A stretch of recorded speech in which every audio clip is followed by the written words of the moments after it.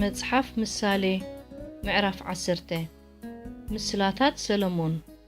ጥበበኛ ወዲ ነብኡ ይሐጉስ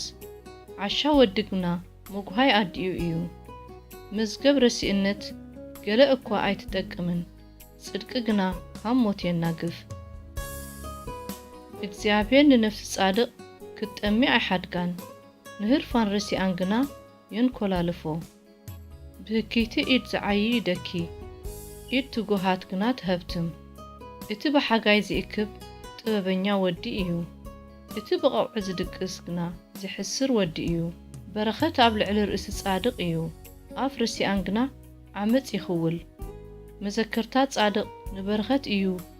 ስም ረሲአን ግና ይምሽምሽ ጠቢብ ዝልቡ ትእዛዛት ይቕበል ዓሻ ዝኸናፍሩ ግና ይወድቕ ብንጽህና ዝመላለስ ሃዲኡ ይኸይድ ብጥውጥዋይ መገዲ ዝኸይድ ግና ይቕላዕ ብዓይኑ ዝጠቅስ መከራ ይምጽእ ዓሻ ዝኸናፍሩ ግና ይወድቕ ኣፍ ጻድቅ ናይ ህይወት ፈልፋሊ እዩ ኣፍ ረሲአን ግና ዓመፅ ይኽውል ጽልኢ ቆየቓ የልዕል ፍቕሪ ግና ንኹሉ ኣበሳ ትኽውሎ ኣብ ከናፍር ለባም ሰብ ጥበብ ትርከብ በትሪ ግና ንዝባን እቲ ልቢ ዘይብሉ እዩ ጠየባንሲ ፍልጠት ይእርንቡ ኣፍ ዓሻ ግና ናብ ጥፍኣት ቀረባ እዩ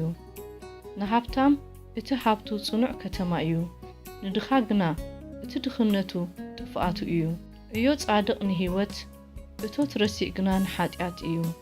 ምዕዶ ዝሕሉ ኣብ መገዲ ህይወት እዩ ተግሳጽ ዝኣቢ ግና ይስሕት ጽልኢ ዝሓብእ ሓሰውቲ ኸናፍር ኣለዋኡ ሕመት ዝዝርግሕ ከኣ ዓሻ እዩ ብዙሕ ዘረባ ኣብ ዘለዎ ኣብኡ ኣበሳ ኣይሰኣኖን ከናፍሩ ዝገትእ ግና ለባም እዩ ልሳን ጻድቕ ሕሩይ ብሩር እዩ ልቢ ረሲአን ግና ፍረ የብሉን ከናፍር ጻድቕ ንብዙሓት ይጓስያ ዓያሱ ግና ሰኣን ልቢ እዮም ዝሞቱ በረኸት እግዚአብሔር ይህብትም ሽጋርውን ገለ ኣይውስኸሉን ንዓሻ ኸፉእ ምግባር ዋዝኡ እዩ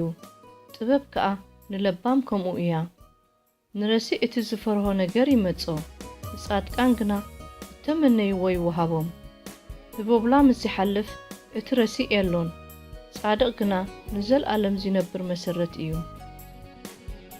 ከም መጺጽ ንስኒ ከም ትኪ ኸኣ ንዓይኒ ሃካይ ንለኣኽቱ ከምኡ እዩ ንእግዚአብሔር ምፍራሕ ዕድመ የንውሕ ዓመታት ረሲእ ግና ክሓጽራ እየን ትጽቢት ጻድቃን ደስታ እዩ